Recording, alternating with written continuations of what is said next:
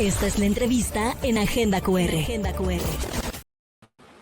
Bien, estamos de regreso y quiero agradecer que nos toma la llamada, ya sabe, como cada viernes, la maestra Angélica Amaro, que es la presidenta del Colegio de Abogados Crescencio Rejón en Quintana Roo. Y bueno, pues en esta ocasión, maestra, vamos a hablar también de un tema importante, fundamental, que es el hostigamiento sexual, que hay que dejar claro, hay una diferencia entre el acoso y entre el hostigamiento, pero ambos son violencia. ¿Cómo está? Muy buenas tardes. Buenas tardes, Javier. Es un placer escucharte. Qué gusto saludarte, maestra. Pues platícanos en Gracias. qué consiste y sobre todo cuáles son los mecanismos legales a los que se puede acoger una persona que está siendo hostigada. Sí, el acosar sexualmente a una persona, pues sí está tipificado como delito en nuestro Código Penal del Estado de Quintana Roo y lamentablemente muchas personas han sido víctimas de este tipo de conducta ilícita. Aquí estamos hablando de cuando existe una relación de subordinación, por ejemplo, en una relación laboral, en una relación con los docentes, domésticas o de cualquier otra índole donde exista esta subordinación y haya una posición jerárquica. Derivada de ello o aprovechándose de esa posición, por ejemplo, que sea el jefe o el maestro o el patrón con quien trabaja a las personas, reciban un tipo de acoso sexual, ahí ya estamos hablando de un hostigamiento sexual, lo cual está penado y está sancionado con una privación de libertad hasta por 2 años de prisión. Entonces, mucha gente a veces en actividades domésticas han sido víctima de esto y no saben que están ante la presencia de un hecho que la ley ya tiene sancionado como y tipificado como un delito. Y como no se hace nada al respecto, hay una omisión por parte de la víctima, a veces por desconocimiento, a veces por temor, no sabe qué hacer. Entonces ahí pues las cosas siguen, estas conductas se siguen repitiendo y muchos pues terminan por renunciar bien a sus labores o cambiarse de escuela y así terminar esa relación que hay con el acosador. Pero esto debemos de saber todos que es un delito que podemos denunciar en la fiscalía. Tenemos nosotros que acudir a la instancia correspondiente, que es a la fiscalía, para denunciar estos hechos que la ley señala como delitos y decir, estoy siendo víctima de acoso sexual por parte de mi jefe, por parte de o de mi patrón o de mi profesor, para que la fiscalía, a través de esa investigación, pueda sancionar a las personas correspondientes. Y si el jefe es un servidor público, la sanción también va a implicar en una inhabilitación de sus funciones en caso de que así sea, que sea un servidor público. Y bueno, si es docente, pues por supuesto que va a ver también una investigación administrativa para que esta persona pues cese con ese tipo de conductas que están haciendo daño en la integridad sexual de la víctima. Y esto se pueda frenar más que nada, porque a veces una persona que es el agresor no solo lo hace con una persona, lo hace con varias personas. Y después esto se va agravando más porque ahí ya después viene el abuso sexual de lo que hablamos la semana pasada, que el abuso sexual es cuando ya llegan a tocar de manera sexual, con deseo sexual a la persona. O sea, el hostigamiento sexual es el acoso que se hace, pero ya el abuso es cuando se materializa ese acoso a través de tocamientos en los pechos o en alguna otra parte del cuerpo, pero con índole sexual. Y ya posteriormente, y lamentablemente en ocasiones termina en violación esta cuestión, que es cuando ya existe una cópula con la víctima en contra de la voluntad siempre de la víctima. Entonces, Claro. ahí nosotros tenemos que ver la diferencia para poder denunciar al agresor. Y si no hay ningún tipo de relación como la que acabo de mencionar, Entonces, por ejemplo, que seamos compañeros de trabajo o vecinos, no hay esa relación subordinada, no significa que no hay delito. En ese caso, ya hay acoso sexual, que también la ley lo señala como un delito independiente al hostigamiento sexual.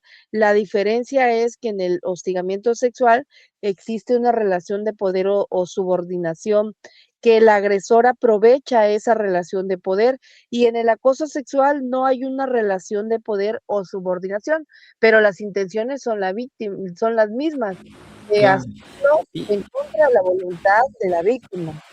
y aquí, maestra, también es importante y que en muchas ocasiones hay que también aprender a diferenciar desde qué momento inicia, porque pues una cosa es como dice usted, de repente ya cuando pretenden tocar o están tocando, etcétera, pero también hay algunos mecanismos o algunas situaciones que pueden Mm. ser, por ejemplo, como el hecho de que en ocasiones hagan insinuaciones, difundan rumores, compartan también de cierto modo pues las preferencias sexuales de uno u otro, y eso también puede ser considerado parte de un acoso, de un hostigamiento que Sí, vaya así en función es. de eso y que también está tipificado, ¿correcto? Claro, esas insinuaciones, propuestas, mensajes, persecuciones, los comentarios, todo eso se configura con el delito de acoso sexual, porque son conductas de naturaleza sexual que no desea la víctima. Entonces, la otra parte, que es el agresor, insiste a través de todas esas insinuaciones de índole sexual. Por ejemplo, un compañero de trabajo insiste en invitar a salir a otra persona para que, pese a que esta persona siempre le dice que no, pues está acosándola e insistiéndole para que salgan con algún índole sexual que sea su intención, o por ejemplo, en una relación de proveedores o de clientes, que el cliente esté enviando mensajes de índole sexual a las personas o a la empleada, o un vecino realice propuestas sexuales de manera reiteradas o incómodas, todo ello ya está sancionado y establecido en nuestro artículo 130 del Código Penal del Estado de Quintana Roo, que es el 130 bis, el acoso sexual. Y es muy sencillo poder buscarlo. Todos tenemos, bueno, la mayoría que tenemos acceso a un dispositivo móvil, podemos buscar en la web el Código Penal del Estado de Quintana Roo, y ahí nos va a arrojar este código y nos vamos al artículo 130 bis, y ahí lo vamos a ver de manera clara porque no está muy técnico la definición de lo que es el acoso sexual. Entonces, cuando estemos ante la ausencia de algo incómodo de índole sexual, que alguien nos esté mandando mensajes o acosando, tenemos que saber que es un delito y hay que ponerle un freno a esto a través de la denuncia. El fiscal va a tomar una medida precautoria, que es mandarle un oficio al agresor para decirle que de manera inmediata le prohíbe la comunicación con la víctima. Y si este acoso es de manera, no es virtual, sino es de manera material o física, entonces esa medida que va a establecer el fiscal a favor de la víctima va a ser en el sentido de que va a restringir el acercamiento del agresor hacia la víctima para que se salvaguarde su integridad sexual de la víctima. O sea, si Claro. nosotros no acudimos ante la autoridad facultada para ello, entonces, pues esto va a seguir y va a seguir y va a seguir, porque muchas veces quien hace esas conductas, pues no tiene un freno, porque ya tiene el valor de hacerlo y esa persona piensa que lo puede hacer todo el tiempo que quiera, ¿no? La única forma de frenarlo es a través de esto, no con nuestra propia fuerza de insultar, de agredir, no. O sea, la única forma, la forma más o la forma idónea es a través de esta denuncia, porque si lo hacemos a través de nuestra propia fuerza e involucramos a familiares, esto puede terminar en una desgracia, lo cual pues no Claro. queremos.